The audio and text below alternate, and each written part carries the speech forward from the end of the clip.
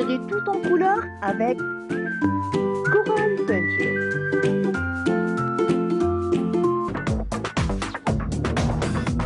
Ensemble, vivons le bonheur d'Algérie. Ensemble, apprécions les couleurs d'Algérie.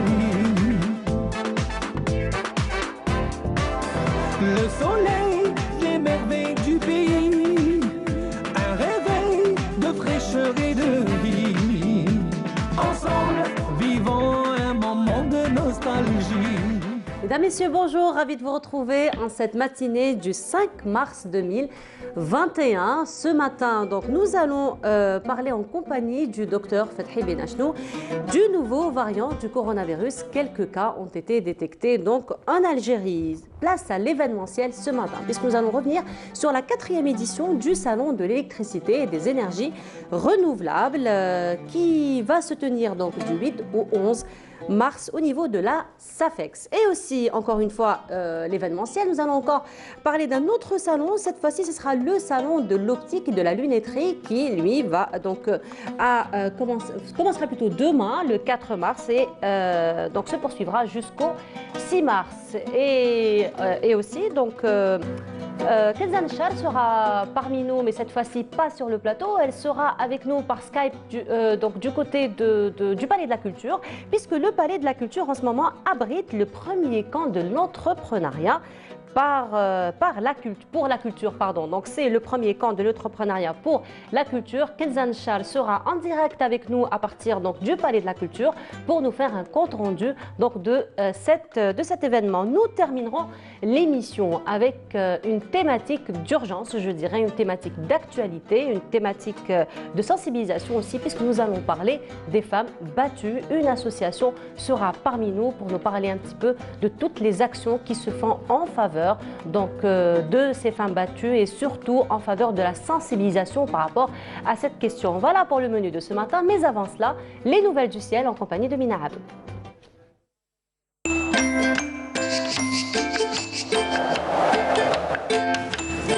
La météo vous est présentée par Mobilis.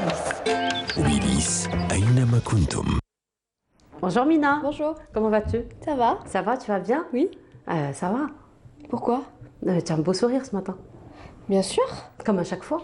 Comme à chaque fois. Tu me diras. C'est parce que je suis avec toi. C'est normal. Quel compliment de beau matin. Je te vois Tu le as fait matin, ma je journée. souris, c'est automatique. C'est bon Mina, tu as fait ma journée. Ah, c'est C'est bon, ça y est, Super. c'est fait. Je vais recommencer Allez, demain. Toute la semaine, ce serait encore très généreux de ta part. Tous les jours. Je t'appellerai chaque matin. chance. Regardez-moi tu cette chance. illumines ma vie. Regardez-moi cette chance que j'ai de beau matin. En plus, un vendredi, un week-end. Un week-end. Voilà, merci beaucoup Mina. Franchement, je suis très touchée. ce C'est matin. sincère. Je sais. Ah oui. Je sais. Alors Mina, ce matin, nous avons eu quand même un soleil plutôt timide. Plutôt timide. Beaucoup de brouillard aussi. Beaucoup de brouillard. Beaucoup d'humidité. Il y avait du soleil, mais il était un petit peu timide. Un petit peu timide, ouais. Voilà. Ça va continuer comme ça tout au long de Ça la va journée? un petit peu continuer, oui. Après dissipation du brouillard, bien sûr. Voilà, un peu plus de détails, ta compagnie? Bien sûr. Allez, on y va. Merci beaucoup. Bonjour à tous et excellent réveil. On commence ce bulletin avec cette carte vigilance des pluies assez marquées, des pluies sous forme d'averses orageuses qui intéresseront certaines régions du centre et de l'Est. Le cumul risque d'atteindre, même parfois de dépasser les 25 mm. Et donc le temps pour cet après-midi, beaucoup d'humidité, un taux d'humidité qui dépasse les 50% sur l'ensemble des régions côtières. En journée, un soleil plutôt timide, notamment à l'ouest, au centre et à l'est du pays. Des nuages, quelques pluies également un peu plus marquées vers les régions intérieures. Sur la partie sud, un ciel passagèrement nuageux. Sur le nord Sahara ainsi que sur la Saoura, avec des averses sur la Saoura et puis un ciel plutôt dégagé sur le Sahara central ou encore le Sahara oriental. Les températures de cet après-midi, eh bien, on entra sur la moitié nord, 17 degrés à Alger, 20 degrés à Oran, 21 degrés à Tlemcen, on notera 16 degrés à Tiaret, 15 du côté de Al-Bayad d'Al-Hama, 14 degrés à Djelfa, 14 à Batna, 17 degrés à Annaba, 20 degrés à Gardaya, 17 à Bachar, on notera 26 à Tindo, 28 à Adrar et enfin 33 degrés, ça sera la maximale pour l'extrême sud. On passe tout de suite à l'état de la mer pour cet après-midi. Eh bien, on notera une mer peu agitée sur l'ensemble des régions côtières avec des vents entre 20 et 30 km/h vers la partie ouest et entre entre 10 et 20 km/h sur le centre et l'est du pays. Place tout de suite au continent africain. Pour aujourd'hui, un ciel plutôt dégagé à Niamey, peu nuageux à N'Djamena, dégagé à Khartoum ainsi qu'au Caire. On notera des nuages à Tripoli, un petit peu de pluie à Tunis et puis côté Mercure.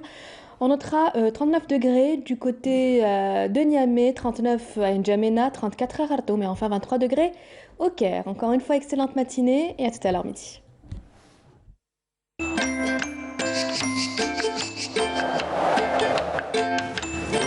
La météo vous est présentée par Mobilis. Mobilis, أينما كنتم. Et finalement, on aura du soleil quand? Un jour. Un jour. Dans quelques jours. Un jour. Dans quelques jours. Un jour, on peut attendre. Un petit peu de pluie, on en avait besoin. Oui, on avait besoin. De toute façon, nous avons un pays qui a de tout temps été bien gâté par le soleil. Exactement. Donc ça viendra. Mais vous aurez les jours votre à dose venir. de soleil, il n'y a pas de souci. Voilà. Il y a aucun Voilà. De toute façon, le printemps qui s'annonce pour bientôt. Voilà, qui commence Pour à arriver bientôt, tout déjà doucement. dans une quinzaine de jours. À peu près, ouais. Ouais, voilà, peu une près. quinzaine de jours.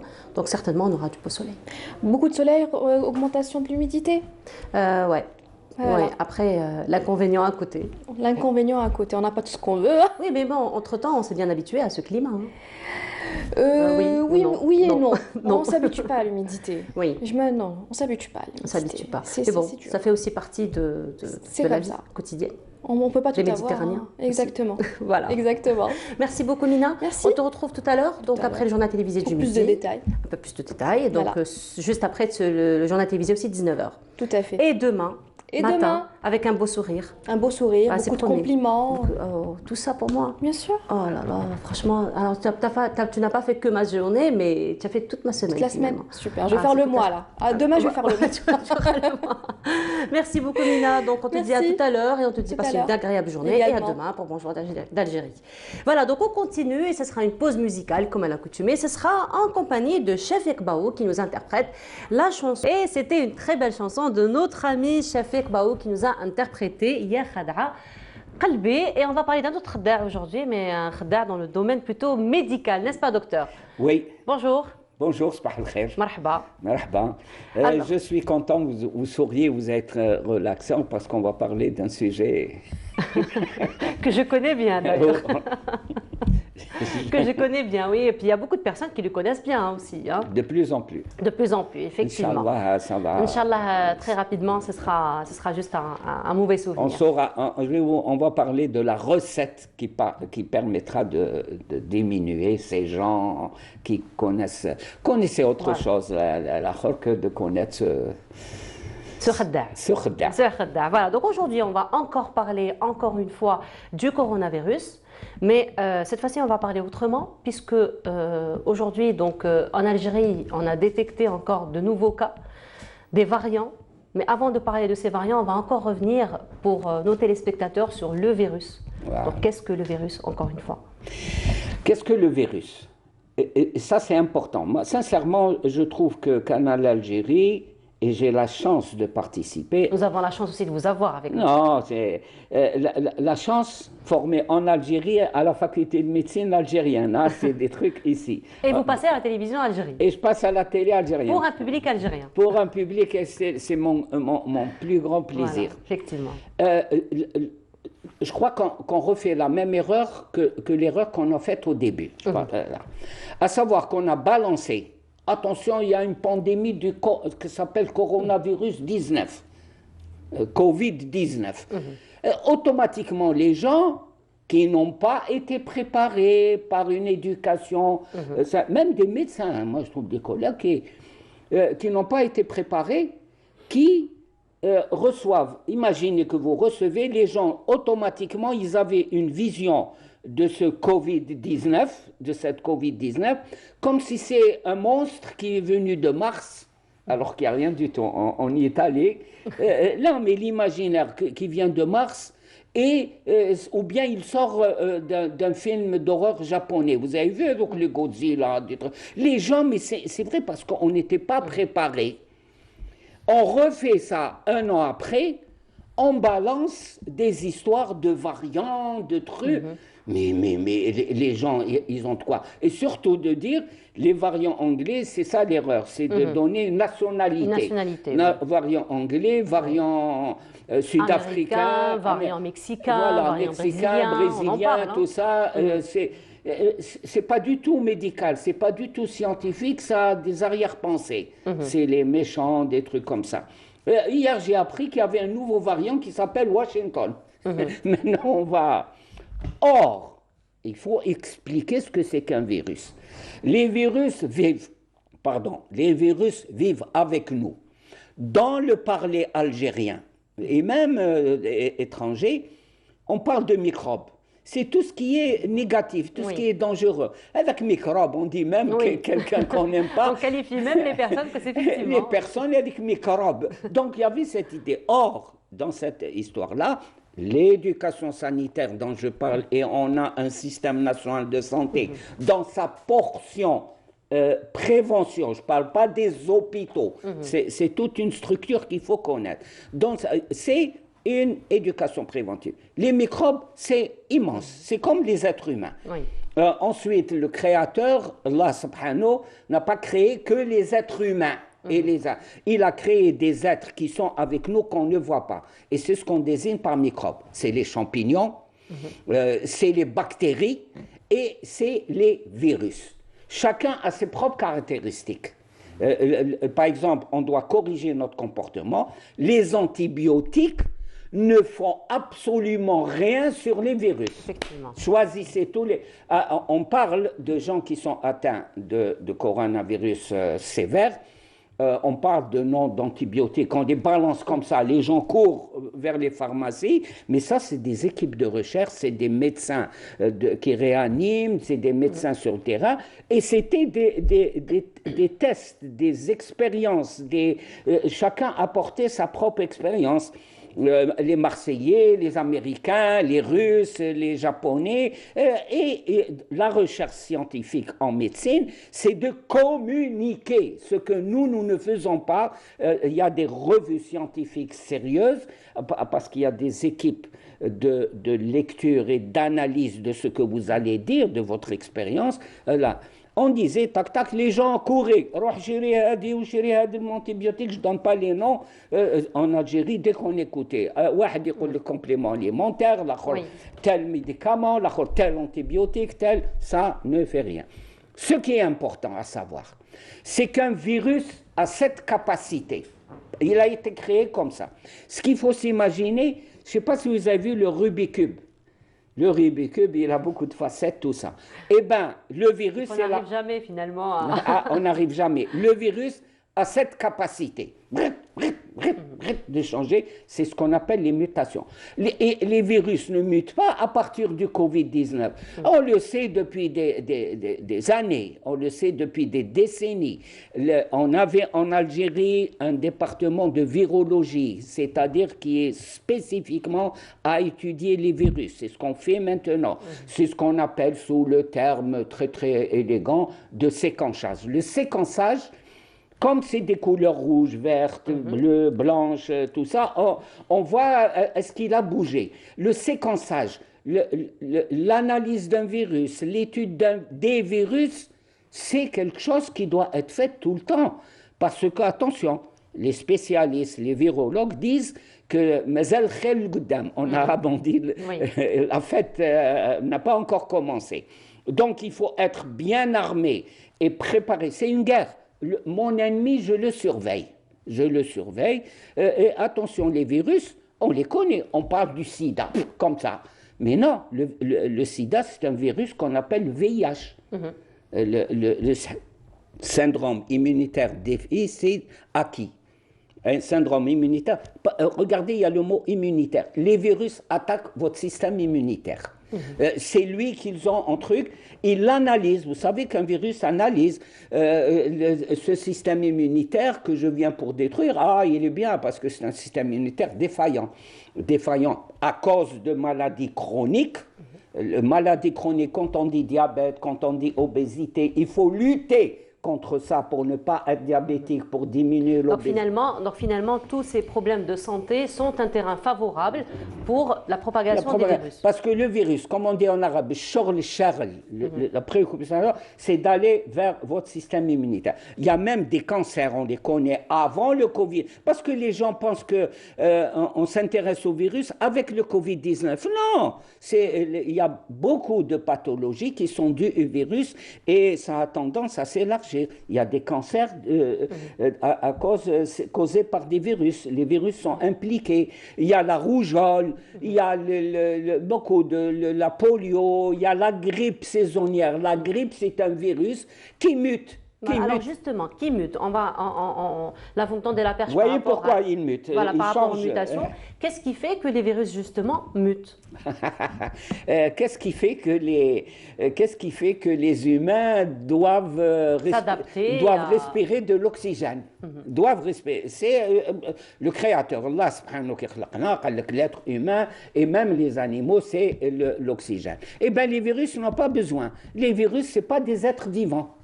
Mais par contre, et là, la subtilité, ils ont la clé de la vie. Je ne suis pas vivant, j'ai la clé. Qu'est-ce que ça veut dire? Quand le virus rentre, pénètre, est transmis. Voilà ce que doivent connaître les... Il est transmis d'être humain à être humain. Il y en a même qui sont transmis par les animaux, mais je ne vais pas... C'est ce qu'on appelle transmis par un animal. Quand le virus arrive à pénétrer le corps humain, même le sida, c'est-à-dire qu'il rejoint la circulation sanguine. La première des choses, c'est qu'il va, pourquoi je dis la clé de la vie, l'être humain est vivant. J'enfonce pas une porte vivante. Hein. C'est des structures, c'est des appareils qui fonctionnent. L'appareil respiratoire, tous les appareils digestifs, tout ça. Le virus, il rentre. Pourquoi je dis là la clé? Il se branche sur vous avec les spicules, les trucs d'Ursin. Et là, il va complètement désorganiser votre fonctionnement pour lui-même, pour qu'il se multiplie. Dès qu'il rentre, il faut qu'il se multiplie. Vous n'avez rien du tout. Mais quand il se sent en force, à ce moment-là, il crée la débâcle au niveau du corps humain. Donc vous voyez que c'est tout on connaissait ça c'est extrêmement important.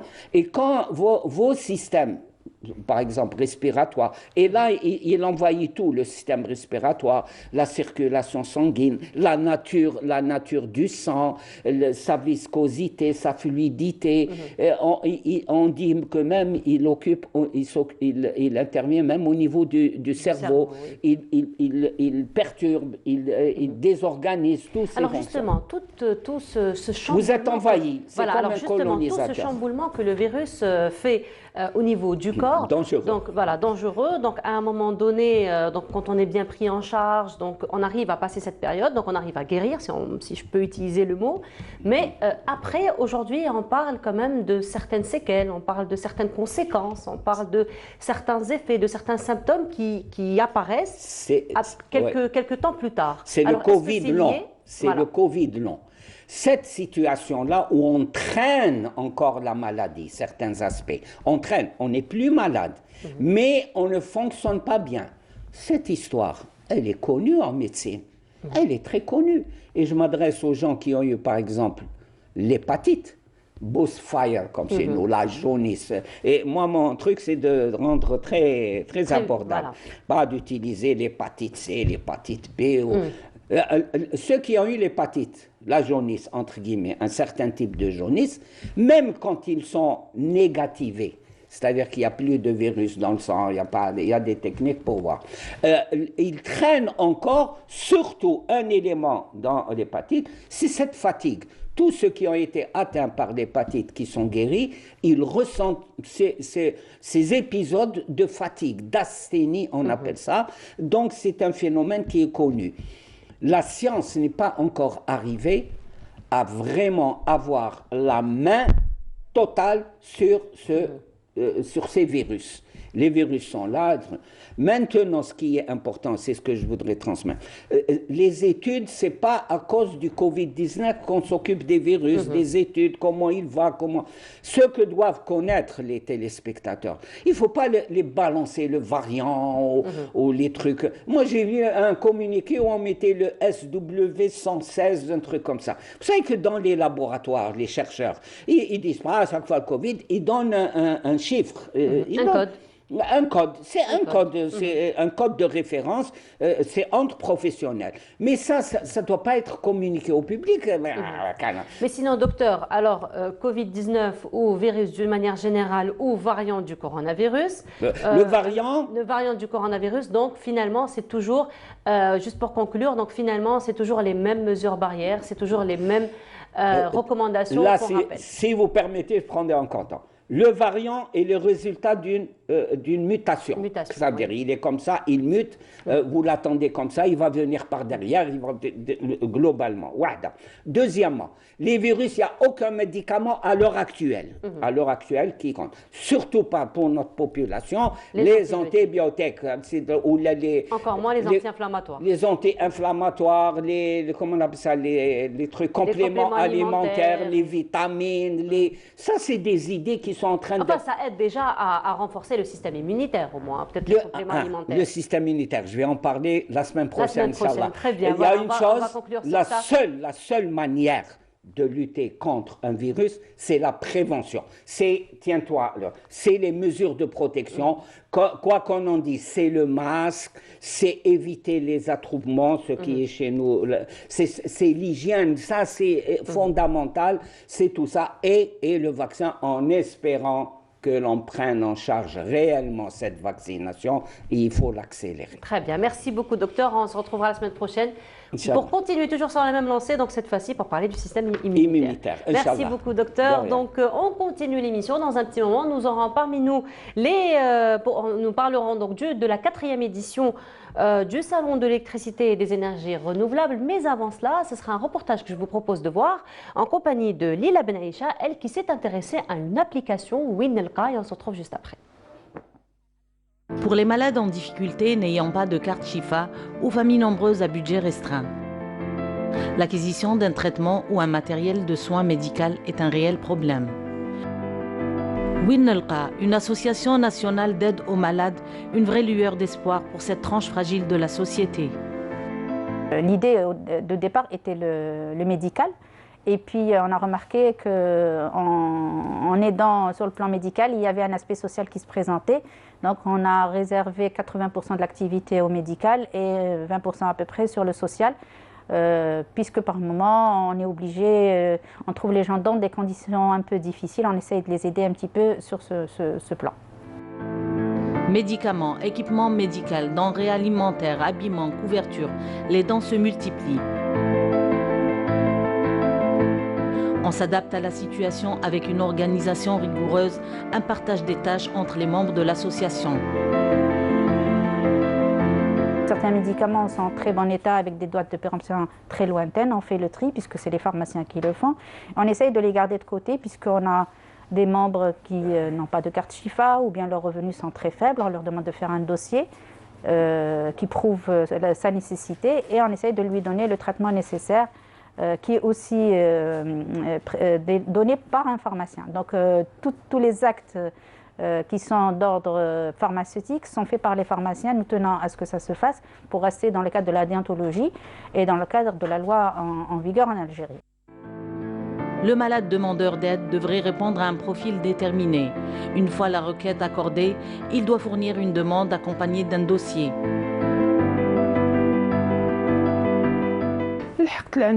Voilà, j'ai un malade, j'ai besoin de couches. La dame qui m'a reçu قالت uniquement des couches. قلت لها والله غير انا كي تنحوا لي هذا المشكل تاع لي كوش سي ديجا سي نورم سي هذاك واش خصني قلت لهم pour l'instant. Donc داروا لي un programme chaque mois je récupère un quota تاع les couches. Après la dame m'a proposé autre chose. قالت لي وعلاه ما تحطيش sur une chaise. قلت لها منين. Le لو سوار ميم عيطت لي لا دام قالت لي فوالا كاين ناس محسنين جوستومون تبرعوا بهاد لاشاز هادي لوليدك. جيتي فريمون très très très heureuse d'avoir avec la nouvelle. Dans une nouvelle perspective, l'association adopte un nouveau concept d'aide aux malades en difficulté, impliquant les médecins spécialistes dans son action.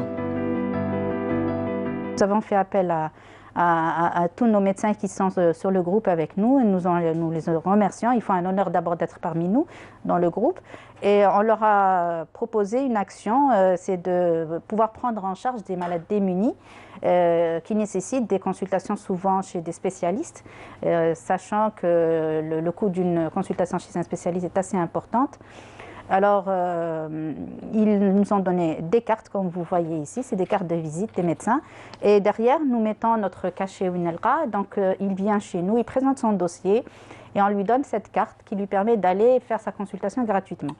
Quand le médecin voit ce malade, on sait très bien que par moment, il ne peut pas acheter ses médicaments. Donc, il vient avec l'ordonnance qu'elle lui a présentée et nous essayons, nous, selon nos disponibilités et selon nos moyens, de lui donner un début de traitement qui va lui permettre de commencer son traitement jusqu'à nouvel ordre. Après 3 années d'exercice sur le terrain, Winelqa envisage d'élargir son champ d'action et ses missions à travers le pays, en comptant bien sûr sur la générosité des bienfaiteurs.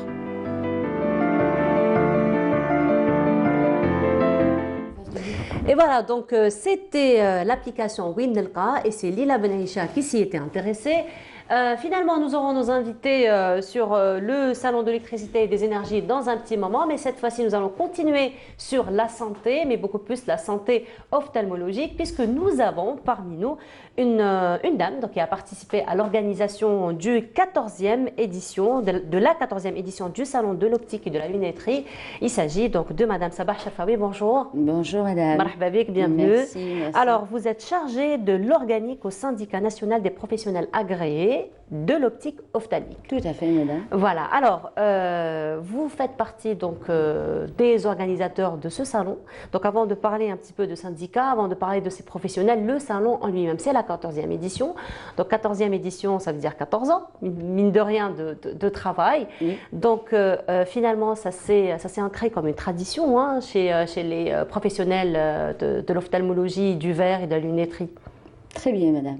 Avant toute chose, j'aimerais juste prendre la parole pour m'exprimer dans ma langue mère, puisqu'on a perdu des gens de cette organisation. Donc, c'est des adhérents, c'est des membres fondateurs. Je voudrais dire Allah yarhamhum, Allah yussa alayhum. Et pour les gens qui sont toujours en vie, alhamdoulilah, l'yom, on est sur une autre édition du salon. Il faudrait continuer le combat. Allah yashfi mardana ou Jumu'ah mubaraka lil jami' Inch'Allah. Merci, Laïs. Voilà, et on revient sur la tradition donc, du salon. Donc, le salon est organisé, donc c'est la 14e édition. Quels sont les objectifs? D'abord, dans quel cadre vient le salon? En fait, cette année-là, si vous voulez, l'organisateur a mis en exergue, je le remercie d'abord, c'est juste un point de relais par rapport à la situation Covid-19. Donc, il y a lieu de respecter les mesures barrières. Et les exposants sont peu. Mais, en fait, on voudrait, ou l'organisateur voudrait nous rassembler pour dire, voilà, on est là, on continue, même si c'est un début pour l'introduction à l'année prochaine, Inch'Allah. Donc, on reste toujours... Il n'y a pas beaucoup d'exposants. Mais ce qu'il y a, c'est très bien. La situation sanitaire oblige. Et oblige, exactement. Donc, mesures aussi barrières obligent.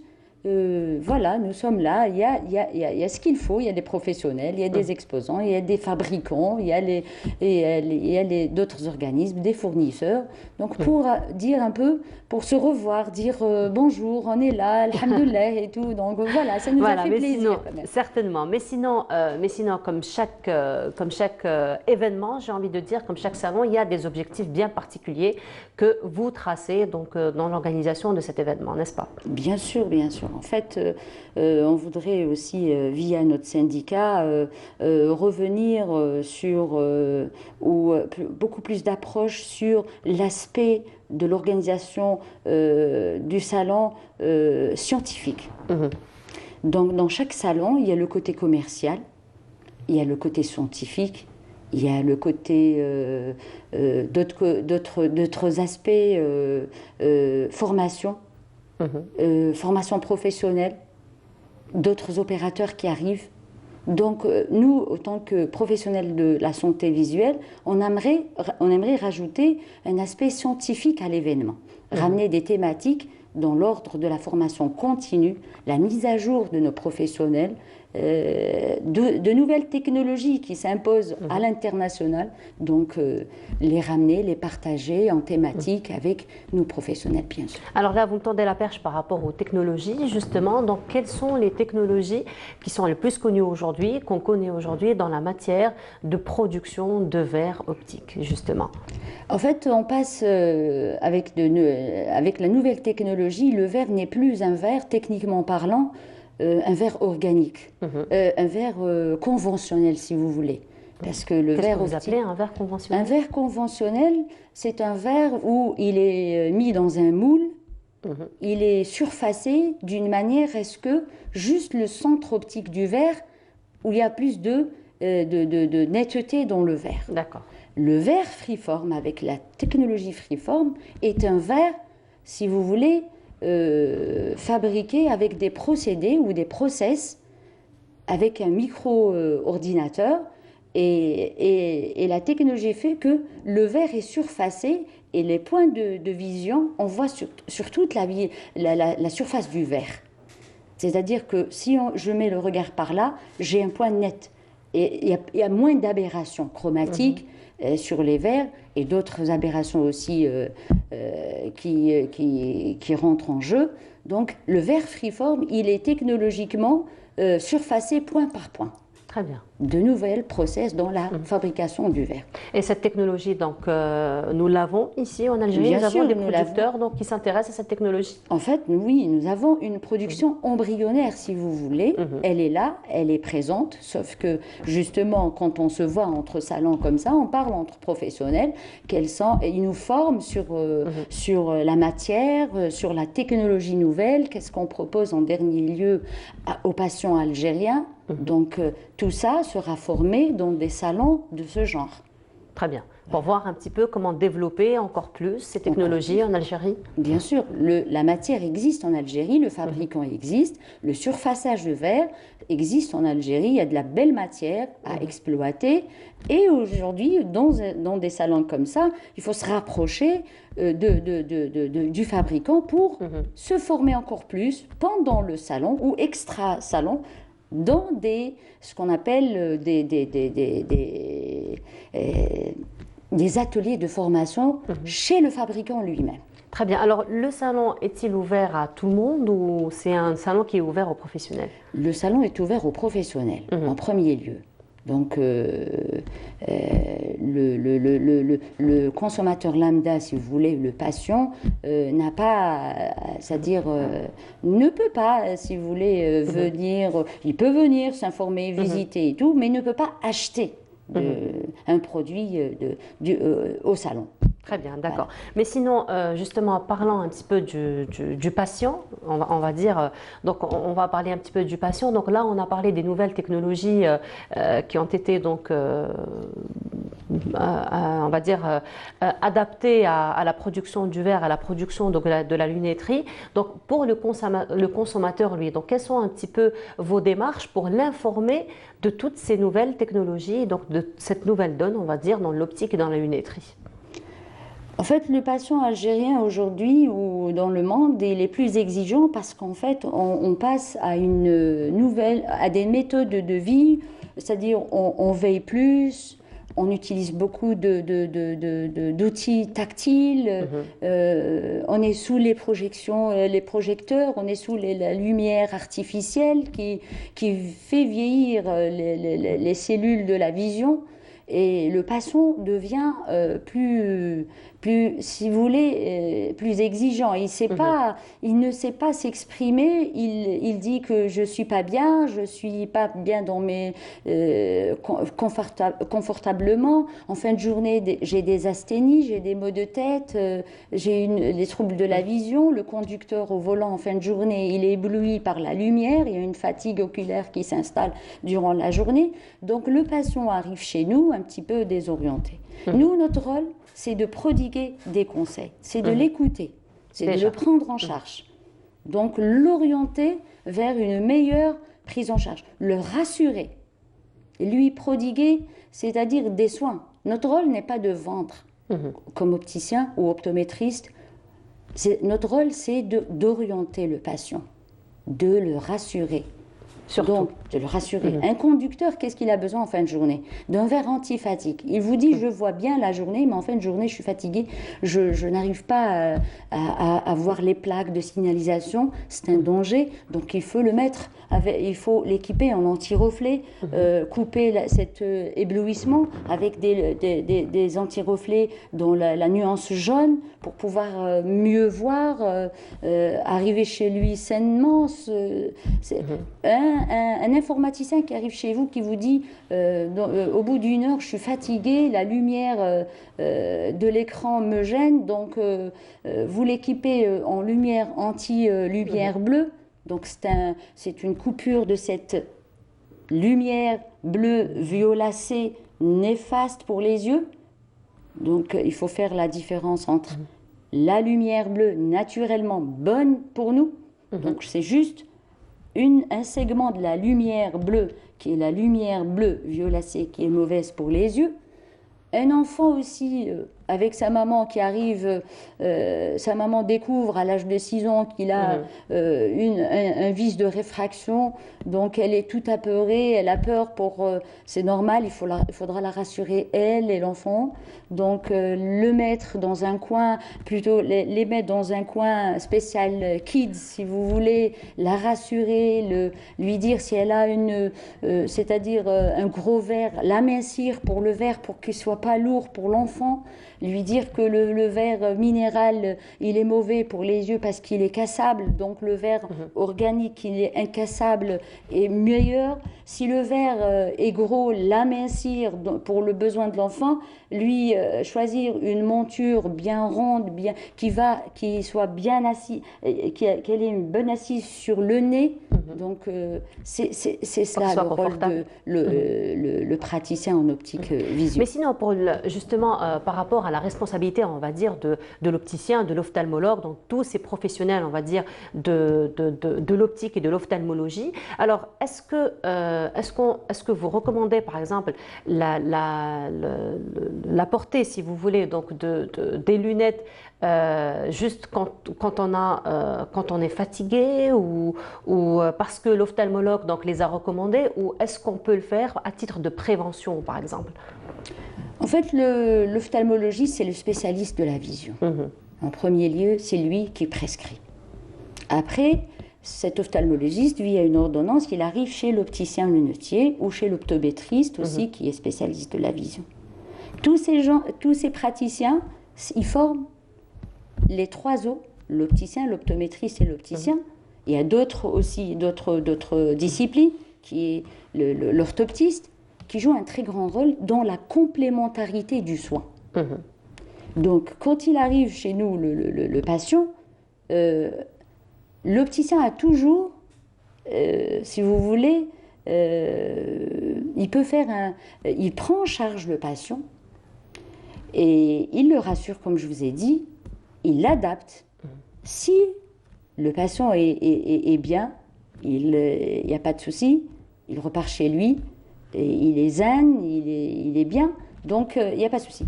Si dans le cas où le patient revient, le professionnel, il le prend en charge encore, il l'écoute, et ça n'empêche pas qu'il passe en fin de journée un petit coup de fil ou un email au spécialiste pour discuter de son cas. Voilà, donc finalement, ce sont les recommandations des professionnels, donc on ne peut pas aller comme ça de son propre gré se dire tiens, je vais mettre des lunettes de prévention juste pour à titre préventif. Donc il faut quand même passer par le professionnel de la question. Parce que surtout le spécialiste de la vision, il peut déceler via une sécheresse oculaire, il a des rougeurs, il a les yeux qui tirent, une sécheresse oculaire qui peut devenir grave, qui peut s'installer avec le temps, qui va c'est-à-dire demander beaucoup plus de soins, de temps et de l'argent. Voilà, très bien. Merci beaucoup à vous, Madame Sabah Chafaoui. Donc on rappelle, le salon a commencé hier. Et se poursuivra jusqu'au 6, n'est-ce pas? Voilà, merci beaucoup de nous avoir apporté un peu plus de précision sur ce salon, sur le domaine de l'optique de la lunetterie. On vous souhaite une très belle continuation. Merci beaucoup et bonne journée à vous. Et on continue notre programme. Et cette fois-ci, ce sera un petit tour sur Alger que nous vous proposons, mais un petit tour un petit peu spécialisé, puisque Samira Hadjamar s'est intéressée aux enseignes qui nous renseignent. Regardez ce reportage et on se retrouve juste après. De Bab el-Oued à Bab Azoun, de Maurice Audin, en passant d'abord par la mythique Grande Poste, et puis la rue Aban Ramdan, Alger s'illumine et s'affiche avec son architecture atypique, ses façades et ses vieilles enseignes qui renseignent sur l'histoire et les cultures de cette cité tellement convoitée.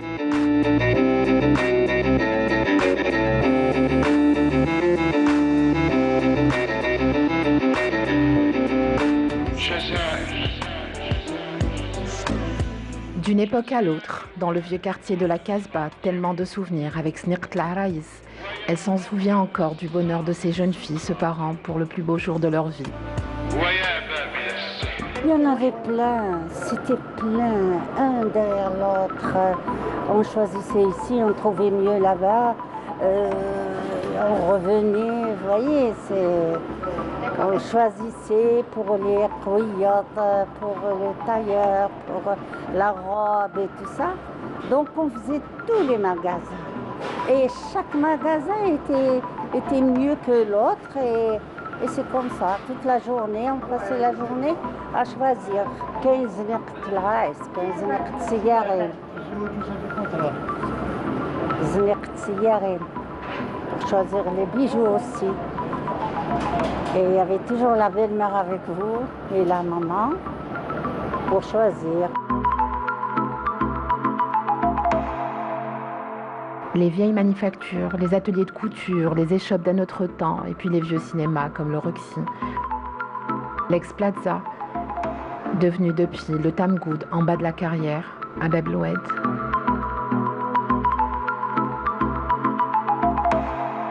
Toujours complet, tous les jours complet. Cinéma, c'est ça, c'est le deuxième son Nadal. Les gens voulaient le cinéma.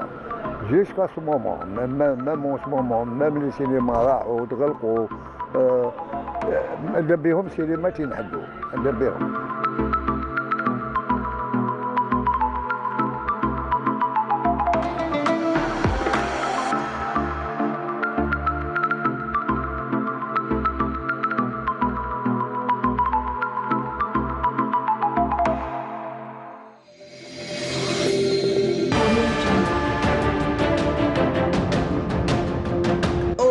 Une peinture algérienne aux normes internationales.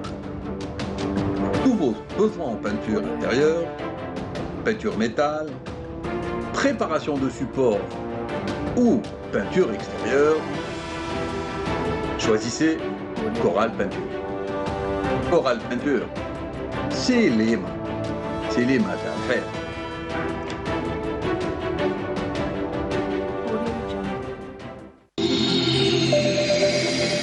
Et c'était donc un reportage de Samira Hadjamar qui nous a fait découvrir les enseignes des magasins. Il faut dire qu'aujourd'hui, les enseignes sont beaucoup plus lumineuses et elles consomment beaucoup plus d'énergie. Et justement, on va parler d'énergie en compagnie de Madame Nassima Messaoudi. Bonjour. Bonjour. Marhaba bik. Alors, vous êtes la présidente du salon de l'électricité qui va avoir lieu donc du 8 au 11 mars au niveau de la SAFEX. Oui. Et vous êtes accompagnée ce matin du docteur Mustafa Hati. Bonjour. Bonjour. Marhaba bik. Bonjour. Alors, vous êtes docteur en énergie renouvelable et vous êtes aussi le président de l'association Tipaza Smart City. Oui, absolument. Voilà. Alors, avant de parler de la Smart City, donc de quoi il s'agit et surtout le projet, où est-ce qu'il en est, le salon, donc vous êtes à la 4e édition. Donc, c'est quand même un salon qui commence à s'installer comme une véritable tradition. On est content. Donc déjà, premièrement, merci pour l'invitation. Merci pour l'intérêt que vous portez à notre événement. Chaque année, vous nous invitez. Vraiment, on est très, très contents. À tout moment. Donc, cette année, oui, c'est la 4e édition. Donc, ça a été une année très difficile. Mais, alhamdoulilah, on a réussi. On est là, on se prépare. Donc, nous ouvrons le 8 mars. Donc, ça sera du 8 au 11 mars à la SAFEX, pavillon Hakar. Alors, ce sera le 8 mars, c'est une date que vous avez fait exprès de choisir finalement. Oui, j'ai fait exprès. Parce qu'il faut dire que le 8 mars, c'est la journée internationale des droits de la femme. Exactement. Donc, le salon était prévu pour d'habitude, il est en février, du 8 au 11 février. Donc là, j'ai décalé pour le mois de mars, vu la situation sanitaire. Oui. Et en même temps, j'ai choisi le 8 pour dire que oui, la femme algérienne est là, elle est présente, même dans le domaine des énergies, dans le domaine de la recherche. Donc, on est là, on est présente. Et donc, c'était un petit clin d'œil à toutes les femmes. Et moi, en tant que femme organisatrice de cet événement, donc voilà. Vous donnez l'exemple d'ailleurs. Modestement, on va dire. D'ailleurs, Madame Saoudi, il faut dire qu'il y a eu un rapport, je ne sais de quelle organisation dernièrement, j'avais lu ça, que la femme algérienne, plutôt en Algérie, c'était là où il y avait le taux de femmes le plus élevé, le taux de femmes ingénieurs le plus élevé en Afrique. Oui, oui. Voilà. Déjà, par rapport... Ce salon, c'est un salon il y a déjà l'aspect commercial du salon, c'est-à-dire tous les exposants, tous les opérateurs du domaine de l'énergie qui seront présents. Il y a aussi les conférences. Et dans les conférences, quand on va afficher le programme, vous allez voir que nous avons énormément de femmes chercheurs, scientifiques qui vont justement communiquer, des ingénieurs. Et c'est dire la place de la femme dans ce domaine-là en Algérie, oui. Voilà, mais sinon, quels sont les objectifs cette année que vous avez tracés pour ce salon? Donc, cette année, ce salon, déjà, le slogan, c'est Eco-Innovation. Donc, iptikar et l'écologie. Donc, on est dans l'innovation. Ce salon, l'objectif, c'est de mettre l'université au centre de ce monde, le monde des énergies. Donc c'est vraiment... C'est vrai, Madame Saoudi, pendant cette période du coronavirus, les universitaires nous ont complètement impressionnés par le génie qu'ils ont mis d'ailleurs en faveur de la solidarité. De la solidarité. Et puis chaque année, chaque édition, depuis la première édition, j'ai toujours tenu à inviter ces différents clubs scientifiques de diverses universités en Algérie, sur tout le territoire, je précise. Cette année, j'ai dit pourquoi pas leur donner la possibilité, une plateforme afin de présenter leurs projets. Donc nous avons lancé en marge de ce salon cette année le Energy Innovation Challenge. Donc c'est un concours où ces jeunes porteurs d'idées, je parle des jeunes qui sont de diverses universités, de Biskra, nous avons d'Alger, de Blida, ils viennent d'un peu partout. Ils seront présents et leur donner, faire ce pont entre l'université et l'entreprise, le monde professionnel. Oui. Le monde professionnel, les accompagner, les former, pourquoi pas. Alors on va revenir dans un petit moment à ce concours, mais sinon, Dr Haté, alors vous êtes le président de l'association Tipaza Smart City. Alors il faut dire que c'est un projet qui a commencé en 2017, si je ne me trompe pas. Voilà, en 2017. Alors d'abord, le projet, le concept, c'est quoi? Oui, je vous remercie de me donner l'occasion de parler sur la Smart City, sur Tipaza Smart City en particulier. Effectivement, c'était un projet que nous avons soumis au cadre de la ville de Tipaza, où nous sommes mis autour d'une table pour ériger la ville de Tipaza en Smart City. C'est-à-dire nous avons rédigé donc une plateforme pour travailler ensemble et notre concept réunit autour d'une table l'administration locale, les promoteurs et les investisseurs locaux, ainsi que les académiciens et le réseau de l'économie, de la connaissance autour d'une table, en se fixant comme objectif de la qualité de vie des citoyens. Donc, c'est-à-dire de réaliser un écosystème qui a pour collaborer en synergie pour pouvoir arriver à proposer des projets de la ville pour que le citoyen vive en très bonnes conditions. Et tout cela en intégrant de la connectivité et de l'intelligence artificielle. Certainement. Mais sinon, le projet a démarré, enfin vous l'avez lancé en 2017, nous sommes en 2021, ça fait environ 4 ans que le projet a été lancé. Il faut dire que c'est un travail de longue haleine.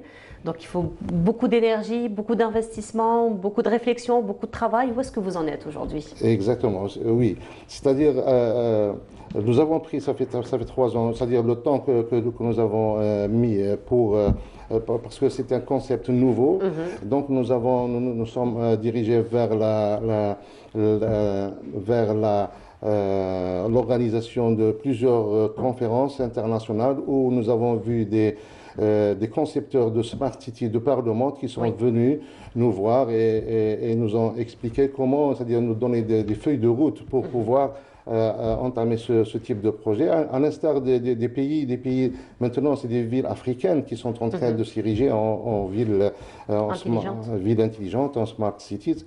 Et du coup, nous avons organisé 4 conférences internationales de suite chaque année, des conférences indexées.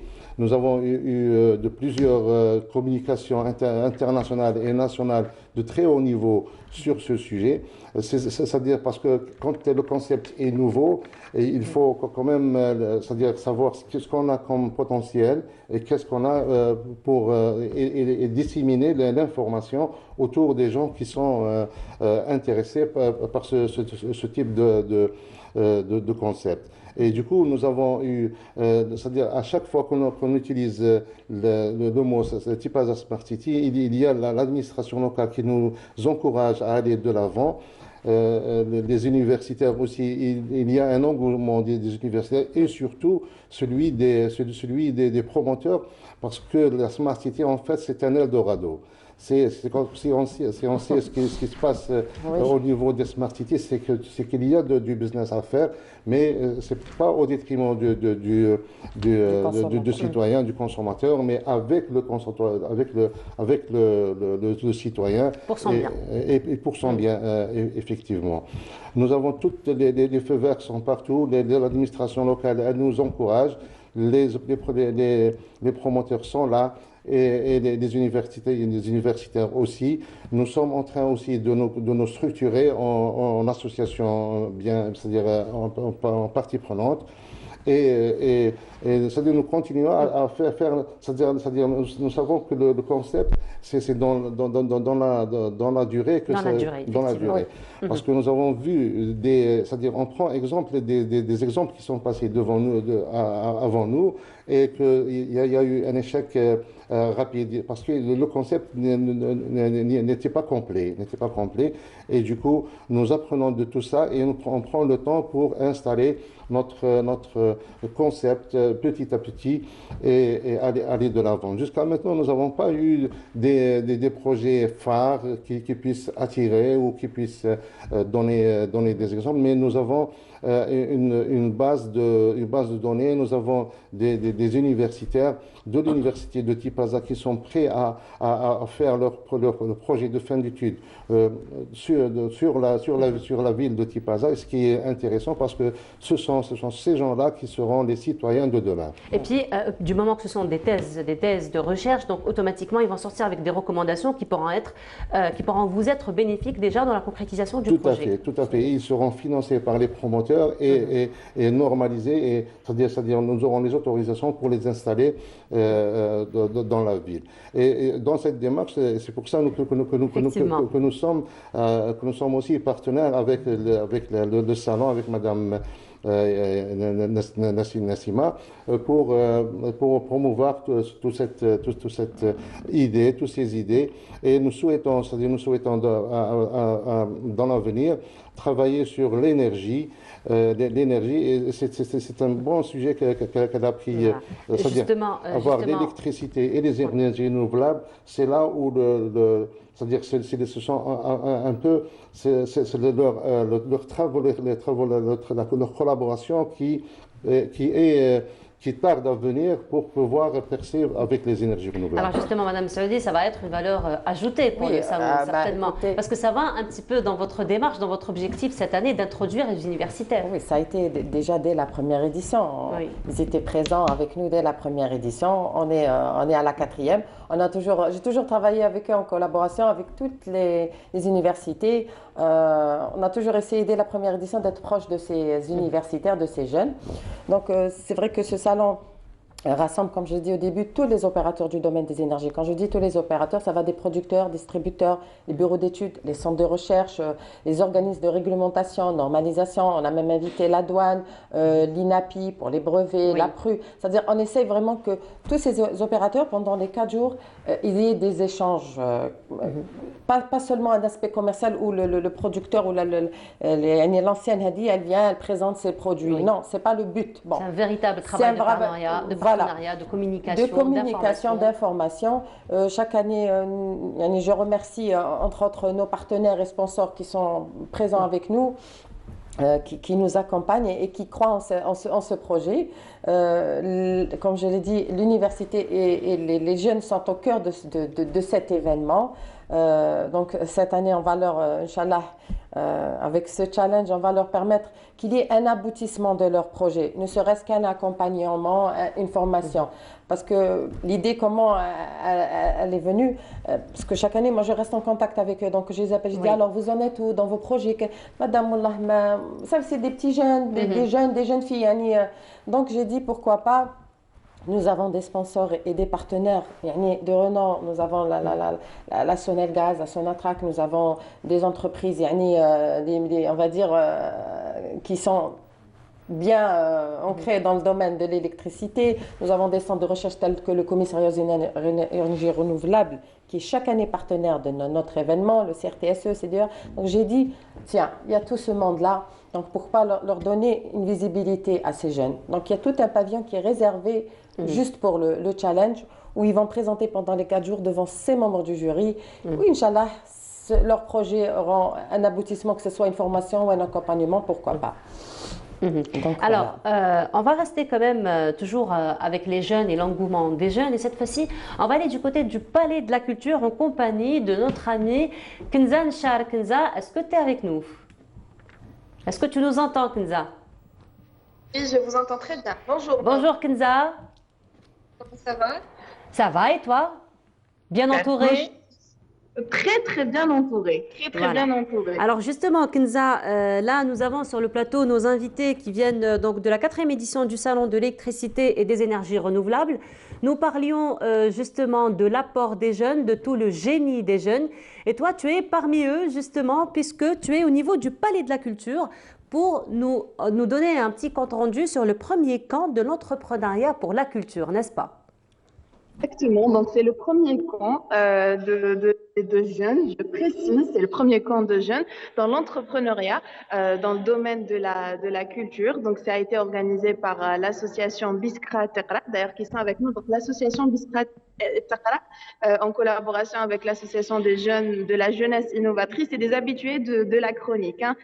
Ils nous ont bien habitués avec leurs camps nationaux ou même internationaux sur la technologie, sur la médecine, et là c'est dans le domaine de culture, et pour ça donc j'ai le plaisir d'être à côté du président, donc qui est venu de Biskra, qui va lui-même nous présenter un petit peu cet événement-là.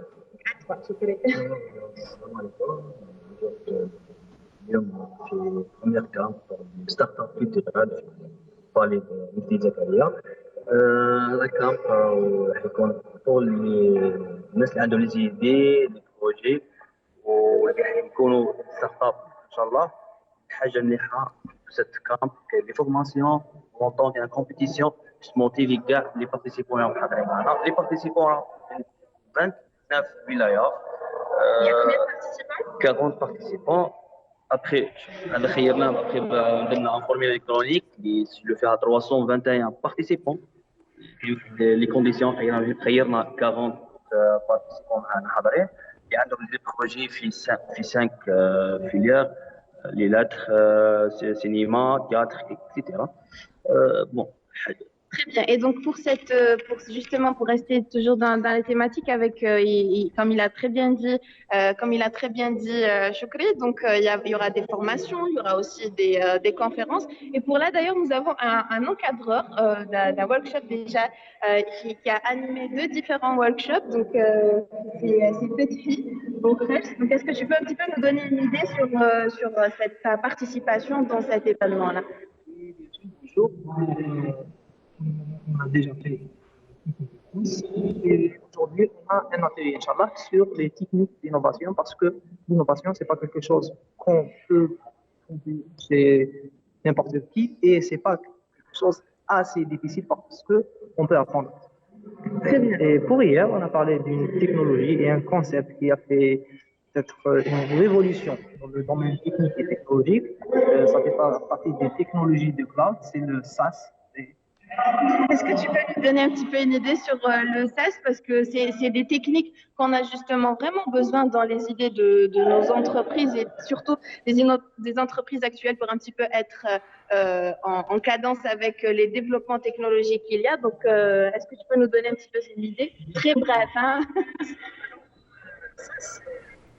Le principe, c'est de séparer l'appareil de logiciel et de mettre les services en ligne, donc soit des sites web, soit des applications qui marchent en ligne pour bien sûr sécuriser notre produit et plus donner un service comme la grande entreprise Facebook a fait. On a donné un réseau social qu'on peut, par exemple, si on part du PC, qu'on peut utiliser sans installer une application qui s'appelle Facebook sur notre PC.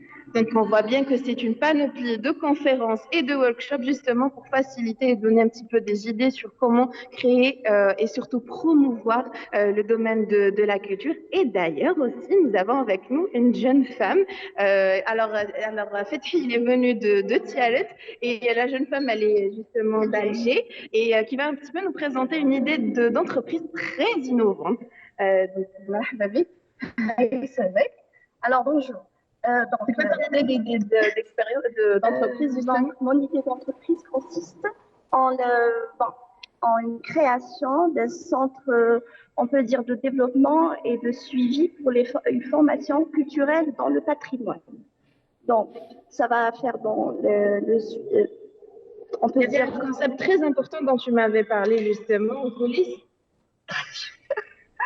Donc, ce qu'on va faire, c'est lier le patrimoine sur 2 volets. Une production qui va être la perpétuité de la tradition ou d'un autre volet qui va faire entrer avec le besoin actuel, nos besoins, le confronter aux besoins, l'adapter, le réadapter et le concevoir avec, on peut dire, un développement. Avec, j'ai mis une notion de design du patrimoine là. C'est cette notion nouvelle justement. Une notion nouvelle que je viens de créer, en étant designer, déjà une pensée de designer. Donc design du patrimoine qui va faire dans la longévité, donc ça va faire longue dans la durabilité du temps. Et donc on va se ressourcer toujours du passé vers le présent en allant vers un avenir. Excellent, excellent. Eh bien, écoutez, on vous souhaite tout le succès, Inch'Allah, et que vous acquérez plus d'informations et développez aussi votre networking à travers cette rencontre-là.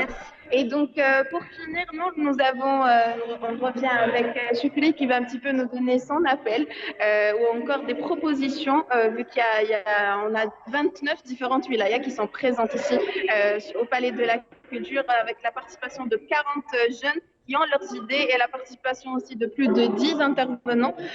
Donc voilà, il va de soi qu'il y a des propositions justement pour développer l'entrepreneuriat dans le domaine de la culture ici en Algérie. L'objectif de la position principale de créer le premier incubateur pour les startups culturelles en Algérie. Cette proposition a été c'est l'objectif, c'est important pour احتضان ومرافقه هذه الستارت اب شي هذه الحاجه المهمه بزاف ان شاء الله هذا بروبوزيسيون ترى تكون في ارض الواقع. Il faut savoir aussi que ce projet-là a été sous le parrainage du ministère de la Culture et aussi de l'économie de la connaissance. Donc, nous espérons que l'appel de Choukri, justement, pour la création de cet incubateur, il va carrément se réaliser, Inch'Allah. Voilà, Nour.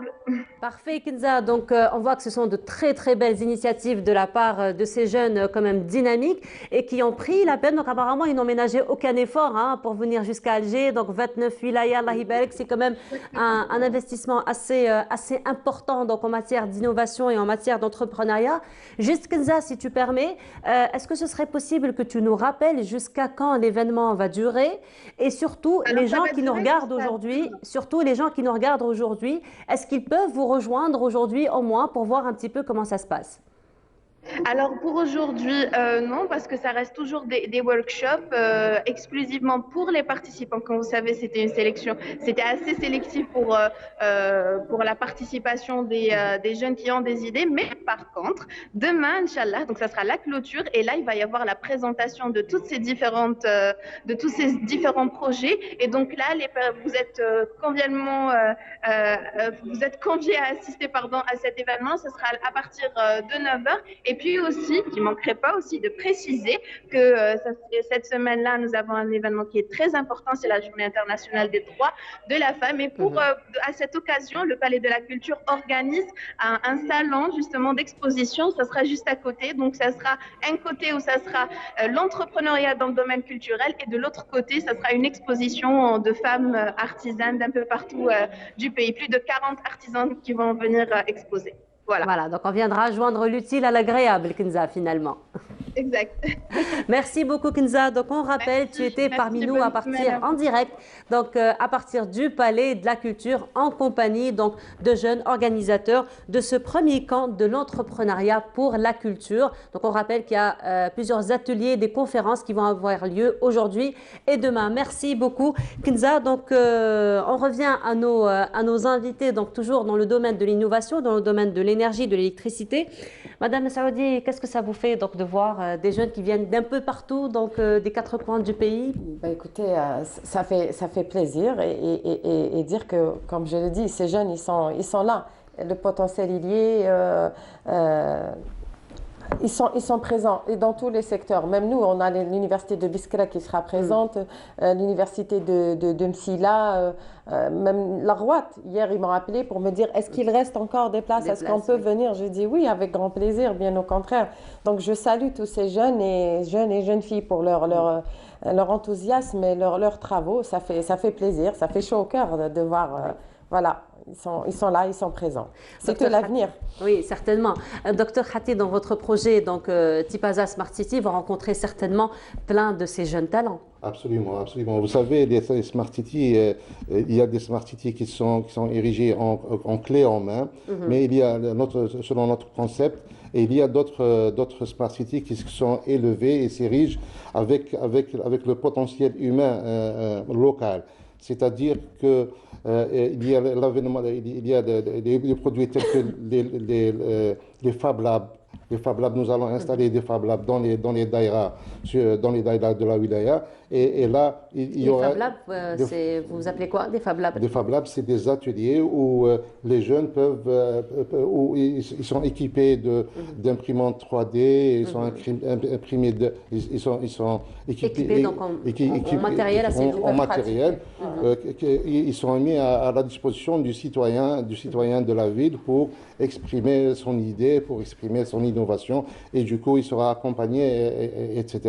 Et mettre aussi la ville de Tipaza en Living Lab. Living Lab, c'est une ville laboratoire, c'est une ville d'expérimentation où tout un chacun, toute innovation peut être exprimée au niveau de la ville de Tipaza, avec le consentement, bien sûr, des autorités locales et des citoyens, etc.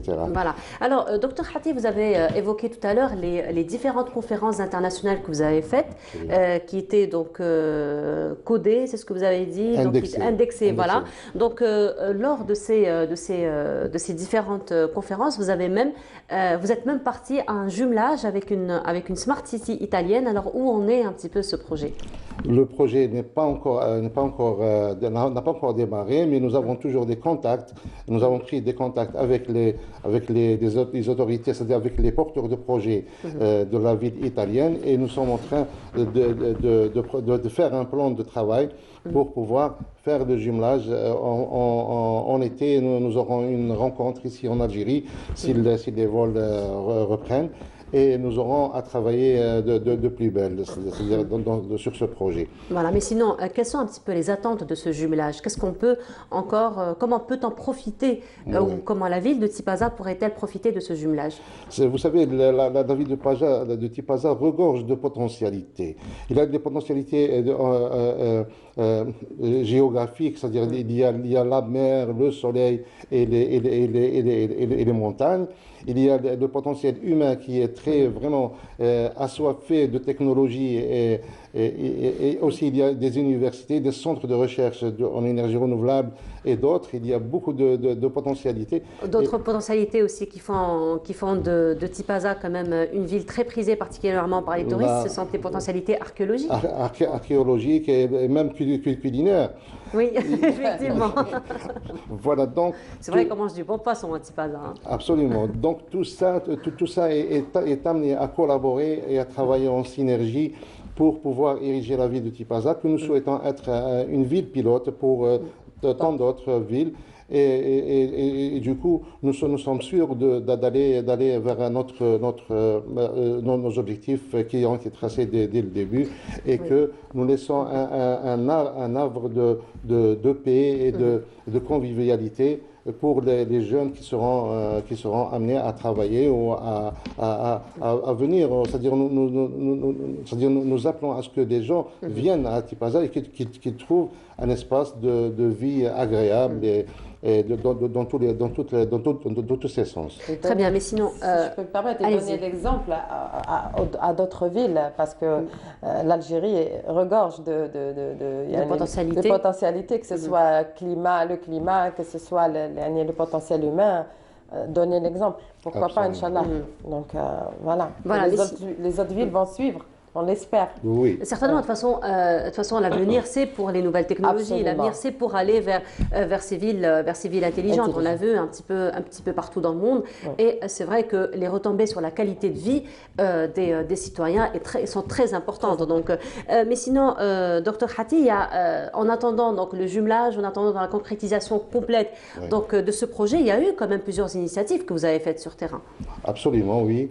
C'est-à-dire, nous les avons pensés, c'est-à-dire en termes avec notre équipe.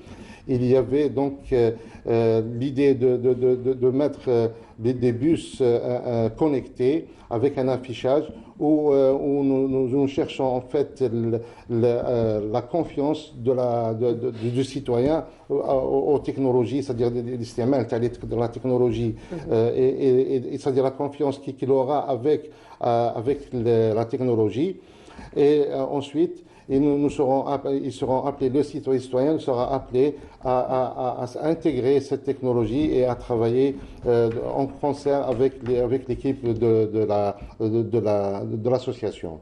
Mais sinon, Madame Saoudi, pour revenir un petit peu au salon, pour revenir encore une fois à ce concours que vous allez lancer, qui est la valeur ajoutée, on va dire, de ce salon, de cette édition. Alors, le concours, vous avez dit, il est destiné aux universitaires d'abord, mais est-ce qu'il y a une présélection qui va se faire au préalable ou c'est ouvert donc à tous les universitaires? Non, justement, nous avons lancé un appel à candidature, ça fait maintenant plus de 3 mois. Et donc, nous avons fait une première sélection. Et donc, les sélectionnés, il y en a 15 qui ont été sélectionnés. Donc, nous avons clôturé les inscriptions il y a 2-3 jours. Donc, et là, nous avons sélectionné 15. Vous avez eu combien de candidatures? Nous avons eu beaucoup de candidats. Nous avons eu à peu près plus de 200 inscrits. Quand même. Oui. Ce qui m'a fait plaisir, c'est que ça venait des 48 wilayas des filles, des garçons, des projets dans le domaine de l'énergie. Ils embrassaient tout le secteur des énergies, pas que le solaire ou là, pas que les nouvelles technologies. Il y a eu vraiment des projets magnifiques. Ça ne veut pas dire que ceux qui n'ont pas été sélectionnés, on va les mettre ils ne seront pas aux oubliettes. Donc, le but de ce concours au début, c'était que on se déplace vers les 48 wilayas, pas faire un appel à candidature via juste le net. Bon, la crise, la situation du Covid a fait que nous avons été obligés de faire ça en ligne. Mais, Inch'Allah, pour les prochaines éditions, on se déplacera au niveau des universités, faire des journées pour vraiment sensibiliser et voilà. Mais sinon, ça a été difficile pour vous, j'imagine, de faire la sélection. Très difficile parce que... Il y a beaucoup d'innovations, oui, il y a beaucoup de belles idées. Alors pour qu'il y ait une transparence et qu'il n'y ait pas pourquoi nous, pourquoi celui-là. Il y a eu des critères. Il y a eu des critères, il y a eu une grille, il y a eu des membres du jury qui ont été... c'était anonyme, c'était leur projet. C'est-à-dire on a sélectionné les projets, donc ce n'est pas... on a sélectionné, il y avait 7 membres du jury qui ont fait la sélection et qui ont pris les 15 projets qui seront, Inch'Allah, concourir pendant le salon. Si je peux me permettre, si j'ai encore 5 minutes, donc je tiens à préciser que c'est vrai que ça a été très difficile pour nous d'organiser ce salon via la situation du Covid. Donc ce salon sera organisé avec au respect strict du protocole sanitaire qui a été validé par la SAFEX. Donc c'est pour ça que le nombre d'exposants, nous avons dû diminuer les exposants. Nous sommes à 60-70 par rapport aux précédentes éditions qui étaient à 120, 130. Bon, c'était déjà un salon international, voilà. Cette année, il est national. Donc c'est promouvoir aussi la production nationale, donc le génie national. Cette édition est parrainée par Monsieur le ministre de la Transition énergétique et des énergies renouvelables, que je remercie. Et le challenge, pour que les jeunes soient au courant, il est parrainé par M. Yassine Oualid, Monsieur le ministre de la délégué au Premier ministre de l'économie et des startups. Donc, ils nous ont vraiment accompagnés dans ces 2 événements. C'est pour la bonne cause, parce que vous allez accompagner tous ces universitaires. C'est vraiment accompagner, leur offrir une plateforme. Voilà. Leur offrir une plateforme et voilà, Inch'Allah, un aboutissement de tous ces projets. Inch'Allah, voilà. Merci beaucoup. C'est moi qui vous remercie. Merci beaucoup d'avoir été parmi nous ce matin. On vous souhaite une très belle continuation et une belle réussite dans tout ce que vous allez entreprendre. Donc, je rappelle, Madame Nassima Massaoudi, vous êtes la présidente du Salon de l'électricité. Docteur Mustafa Hati, vous êtes docteur en énergie renouvelable et le président de l'association Tipaza Smart City. Merci beaucoup d'avoir été parmi nous ce matin. Donc je rappelle, nous avons parlé en compagnie de nos invités de la 4e édition du Salon de l'électricité et des énergies renouvelables qui ouvrira ses portes donc à partir du 8 mars et qui va se poursuivre jusqu'au 11 mars. Merci beaucoup d'avoir été parmi nous ce matin et ce sera au niveau de la SAFEX. Voilà, merci beaucoup. Et là, on continue et je vous propose une pause musicale. Ce sera en compagnie de Mohpako et on se retrouve juste après. De Mohpako et voilà, nous arrivons au terme de notre émission. Il a été question ce matin, donc en compagnie du docteur Fethi Benachnou, du nouveau variant du coronavirus et surtout garder les mesures préventives pour limiter et casser surtout la propagation du virus. Il a été question d'événementiel aussi ce matin puisque nous avons évoqué la 4e édition du Salon de l'électricité et des énergies renouvelables qui se tiendra donc du 8 au 11 mars au niveau de la SAFEX. Nous avons également évoquer la 14e édition du Salon de l'optique et de la lunetterie qui s'est tenue, donc qui a ouvert ses portes hier le 4 et se poursuivra jusqu'au 6. On se retrouve donc demain en compagnie exceptionnellement de Massilias qui sera parmi nous demain, de Meissa aussi comme chaque samedi et il ne me reste plus qu'à vous souhaiter une excellente journée à tous et je vous retrouverai avec un très grand plaisir demain à partir de 9h. Au revoir. Le bonjour d'Algérie tout en couleur avec